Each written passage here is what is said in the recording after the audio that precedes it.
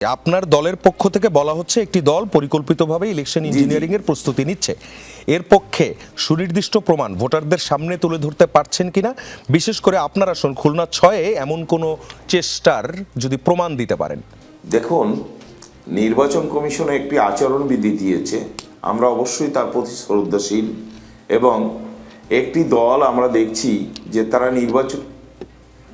নির্বাচনী আচরণবিধি সঠিকভাবে পালন করছে না। যেমন জামাতের প্রার্থীরা দেখা যাচ্ছে দাড়িপাল্লা বানিয়ে প্রতীক দাড়িপাল্লা মোড়ে মোড়ে মোড়ে মোড়ে লাগিয়েছে, ঝুড়িতে করে ঝুড়ি দিয়ে বড় বড় ঝুড়ি ঝাঁকা দিয়ে দাড়িপাল্লা বানিয়ে বানিয়ে লাগাচ্ছে। এগুলো তো আসলে আচরণবিধির ভিতর পড়ে না। আর তাছাড়া তারা এমন কিছু আচরণ করছে যে ধরেন সংখ্যালঘু সম্প্রদায়কে মাঝে মাঝে হুমকি ধামকি এইগুলো প্রদান করছে, যে ভয়ভীতি দেখাচ্ছে, প্রভাবিত করছে ভোটারদের। আমরা চাইব যে দেখুন, নির্বাচন কমিশনার থেকে যে আচরণবিধি আমাদের দিয়েছে, আমরা সবাই শ্রদ্ধাশীল থাকি, একটি সুন্দর নির্বাচন আমাদের দেশের জন্য উপহার দিই, সবাই সহযোগিতা করি। দেখুন, 17টি বছর আমরা ভোট দিতে পারি নাই, 17টি বছর বঞ্চিত আমরা। একটি ভোটের পরিবেশ হয়েছে, একটি ভোটের দিন তারিখ হয়েছে, একটি নির্বাচন সামনে 12ই ফেব্রুয়ারি হবে। সেই নির্বাচনকে সবাইকে সহযোগিতা করে একটা সুন্দর নির্বাচন উপহার দিয়ে জনগণের ভোটের প্রতিনিধিকে আমরা সম্মান দেখিয়ে আমরা এই নির্বাচনটা সম্পন্ন করতে চাই। দেখুন, নির্যাতিত জামাত হয়েছে, বিএনপি হয়েছে, সবাই হয়েছে, অথচ এখন এমন একটি আচরণ তাদের মধ্যে লক্ষ্য করা যাচ্ছে যে বাংলাদেশে নির্বাচনকে বাধাগ্রস্ত করা, নির্বাচনকে বিপদগ্রস্ত করার মতো একটি পরিবেশ তারা তৈরি করছে। তারা কি চাচ্ছে আসলে আমার জানা নেই। 17টি বছর কেন এই সংগ্রাম আমরা করেছিলাম, যে ভোটের অধিকার আদায়ের জন্য সংগ্রামটি করেছিলাম, আর সেটা যদি বিলীন করার জন্য কেউ ষড়যন্ত্র করে সেই রাজপথের দলগুলা, তাহলে তো এটা আসলে গ্রহণযোগ্য না, এবং এটা মানুষের কাছে দৃষ্টিকটু হচ্ছে। তারা এমন একটা আচরণ, এমনভাবে কথাবার্তা বলতে চায় যে বাহুবল বাহু শক্তি দিয়ে তারা সব কিছুকে জয় করতে চায়। এমনটি তো কথা ছিল না।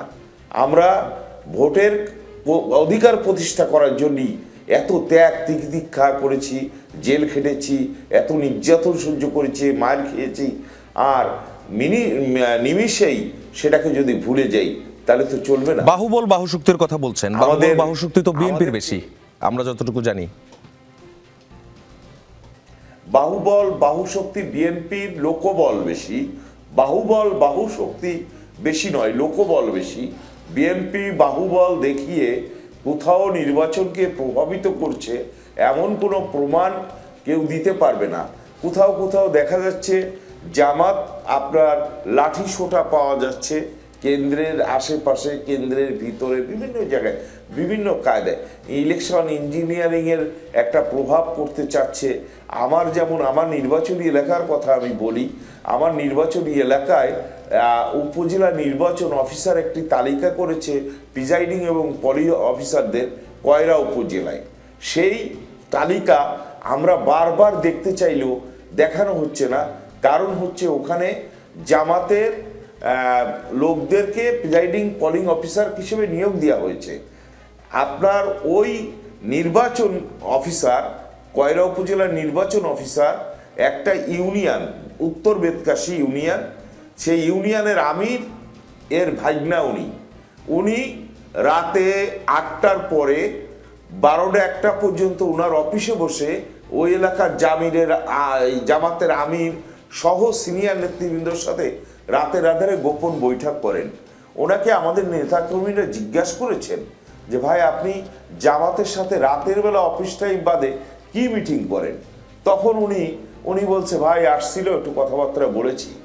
আমি তাকে নির্বাচন অফিসার, আমি একজন প্রার্থী হিসেবে তাকে 5 দিন ফোন দিয়েছিলাম যে তাকে সঙ্গে একটু কথা বলতে চাই আচরণবিধি সম্পর্কে, কিছু বোঝার সম্পর্কে। 5 দিন আমি তার মোবাইলে কল দিয়েছি, ফোন বেজেছে, উনি আমার ফোনটা রিসিভ করেন না। 5 দিন পরে বাধ্য হয়ে ওনার অফিসে আমি একদিন যে উঠি এবং ওনাকে সামনাসামনি পাই। আমি ওনাকে জিজ্ঞাসা করেছিলাম, ভাই আমি একজন প্রার্থী, আমার তো প্রয়োজন হতে পারে আপনাকে, তাহলে আপনি আমার ফোনটা কেন ধরেন না? তখন উনি কোনো সদুত্তর দিতে পারেনি। উনি একটা জবাথবা দিয়ে আমাকে বোঝানোর চেষ্টা করেছে এবং আমি বললাম তখন যে আপনি যে একটা তালিকা তৈরি করেছেন মাদ্রাসার জামাতপন্থী শিক্ষকদের নিয়ে, সেই তালিকাটা আমরা একটু দেখতে চাই, আমরা জানতে চাই যে এর ভিতরে আমাদের কোনো অবজেকশন আছে কিনা বা এখানে কোনো জামাতের ডাইরেক্ট নেতাকর্মী জড়িত কিনা। কিন্তু উনি কোনোভাবেই সেটা আমাদেরকে দিতে চাইনি। আমি তখন তাকে প্রশ্ন করেছিলাম যে ভাই আপনার অফিসে রাতের বেলা আপনি অফিসে কি করেন, জামাতের লোকজন নিয়ে আপনি কেন মিটিং করেন? আপনার বিরুদ্ধে এই কমপ্লেন, তারপরে আপনার মামা হয় জামাতের আমির, এই একটা ইউনিয়নের আমির, হ্যাঁ উত্তর বেদকাশী ইউনিয়নের আমির, তাহলে আপনার বিরুদ্ধে তো মানুষ অভিযোগ করছে। আপনি নিজেও নাকি শিবির করতেন, আপনি অনেকের আগেই বলেছেন যে আমি শিবিরের নেতা ছিলাম। হ্যাঁ যাই হোক, এই কথাগুলো ওনাকে বললে উনি আমাকে কোনো ব্যাপারেই সদ উত্তর দিতে পারেনি। আমি আসলে কোনো প্রতিকারও পাইনি, ওনারও বদলিও হয়নি। সেই তালিকা আজও তিনি প্রকাশ করেননি, সেই তালিকা তার কাছেই আছে।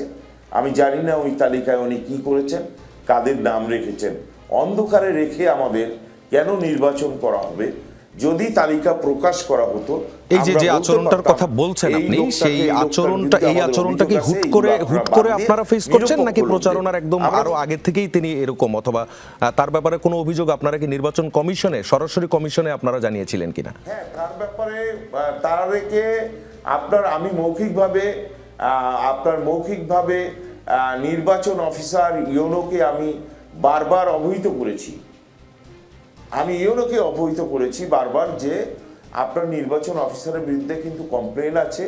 সে নিজে শিবিরের নেতা ছিলেন এবং তার মামা এখানে জামাতের আমির, এবং তিনি ইনাদের সঙ্গে বৈঠক করেন জামাতের নেতাদের সাথে রাতের বেলা। এটা আমার কাছে ভালো মনে হচ্ছে না, একটা ষড়যন্ত্রের গন্ধ মনে হচ্ছে। আপনি বিষয়টি দেখুন। উনি আমাকে আশ্বস্ত করেছে যে আমি দেখব, কিন্তু আসলে কতটুকু দেখেছে বা কতটুকু সেটা পরিষ্কার করেছে আমার জানা নাই।